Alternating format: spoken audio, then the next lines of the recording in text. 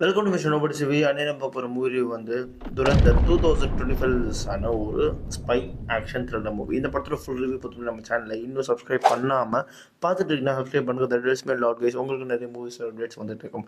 ஆனால் இந்த படத்தோட கதை எங்கே ஆரம்பிக்குது அப்படின்னு பார்த்தீங்கன்னா, இந்த படத்தில் வந்து கிட்டத்தட்ட வந்து சாப்டர்ஸ் மாதிரி பிரிச்சிருப்பாங்க. ஒரு 7 or 8 சாப்டர்ஸ் இருக்கும். தென் அதுக்கப்புறம் வந்து 1999 2002 வரைக்கும் நடந்ததான் இந்த படத்தில் காமிச்சிருப்பாங்க.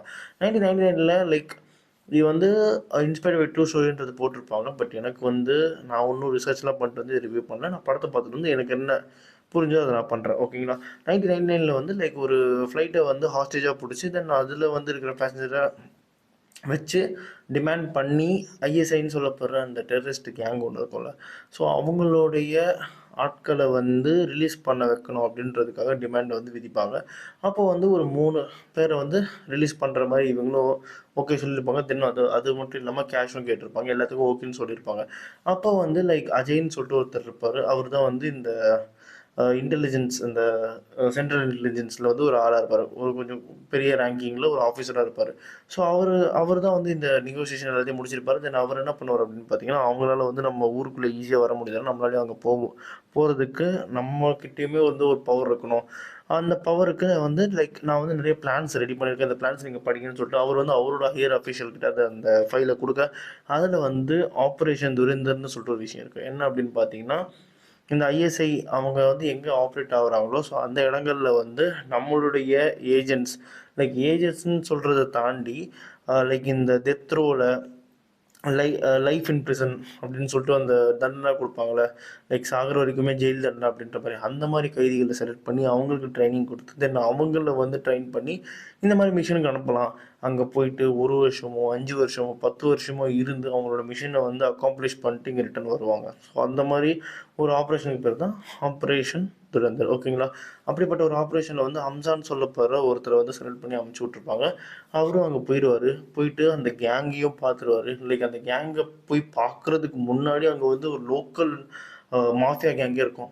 ஸோ அந்த கேங்குள்ளே நுழையிறதுக்கு அவர் என்ன பண்ணுறாரு, தென் அதுக்குள்ளே போயிட்டு அதில் இருக்கிறவங்களுக்கு மேலே இவர் மேலே நம்பிக்கை வர வச்சு அந்த நம்பிக்கையை காப்பாற்றி தென் அதுக்கப்புறம் அந்த கேங்கையும் வந்து கவுத்து தென் அதுக்கப்புறம் டைரெக்டாக ஐஎஸ்ஐ கிட்ட போய் அந்த அங்கே ஆப்ரேட் பண்ணுற ஒரு குறிப்பு, அது வந்து ரொம்ப பெருசு அந்த நெட்ஒர்க்கு. அதில் ஒரே ஒரு பார்ட்டு மட்டும் டிசேபிள் பண்ணாங்களா இல்லையா அப்படின்றது அந்த படத்தோட கதையே.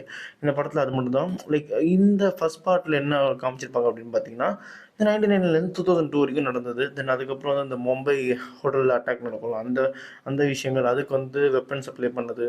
ஸோ இந்த மாதிரி விஷயங்கள் எல்லாத்தையுமே வந்து காமிச்சிருப்பாங்க. படம் வந்து ஃபர்ஸ்ட் ஆஃப் வந்து ஃபுல்லாகவே வந்து உங்களுக்கு வந்து நாலேஜ் கொடுத்துட்ருப்பாங்க. ஸோ இவங்க இந்த ஏரியாவில் இவங்கலாம் இருக்காங்க, ஸோ இவங்க தான் இது இப்படி தான் நடக்குது இப்படின்னு சொல்லுவாங்க. செகண்ட் ஹாஃபில் என்ன நடக்கும் அப்படின்னு பார்த்தீங்கன்னா, நம்ம ஹீரோ வந்து ஒரு சிங்கு.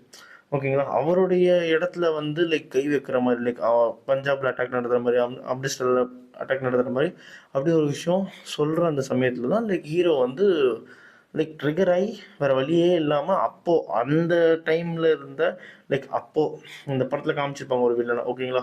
அவரை வந்து கொல்றதுக்கு வந்து பிளான் போடுவார். அது நடந்துச்சா இல்லையா அப்படின்றது தான் படத்தோட கிளைமேக்ஸு.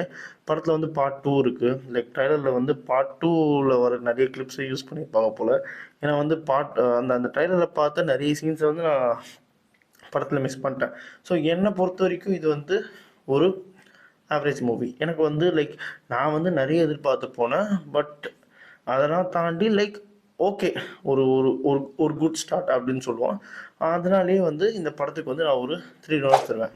அண்ட் அதே மாதிரி இந்த படத்தில் வேறு என்ன விஷயம் அப்படின்னு பார்த்தீங்கன்னா, ரன்வீர் சிங்கோட ஒரு ஆக்டிங்கும் சரி, அவரோட ஃபிசிக்கும் சரி, ஸோ வந்து அது அந்த கதைக்கு ஏற்ற மாதிரி நல்லா அடாப்ட் ஆகிருந்தது. அதே மாதிரி எல்லா கேரக்டர்ஸுமே வந்து ஒரு மாதிரி ஸ்வாகாக பயங்கரமாக இருந்திருப்பாங்க. கேரக்டர்ஸ் எல்லாமே வந்து அவங்கவுங்க ரோலை வந்து நல்லாவே பண்ணியிருப்பாங்க. அதுக்கப்புறம் வந்து இந்த படம் வந்து ஒரு ரேட்டட். உங்களுக்கு வந்து இந்த கோர்சம் பிளட்டு கெட்ட வார்த்தைகள் இது எல்லாமே இந்த படத்தில் வரும். பட் மோஸ்ட் ஆஃப் த கெட்ட வார்த்தைகள் வந்து மியூட் பண்ணுருவாங்க, பெருசாக வராது. பட் முக்கால்வாசி எல்லாமே வந்துடும்.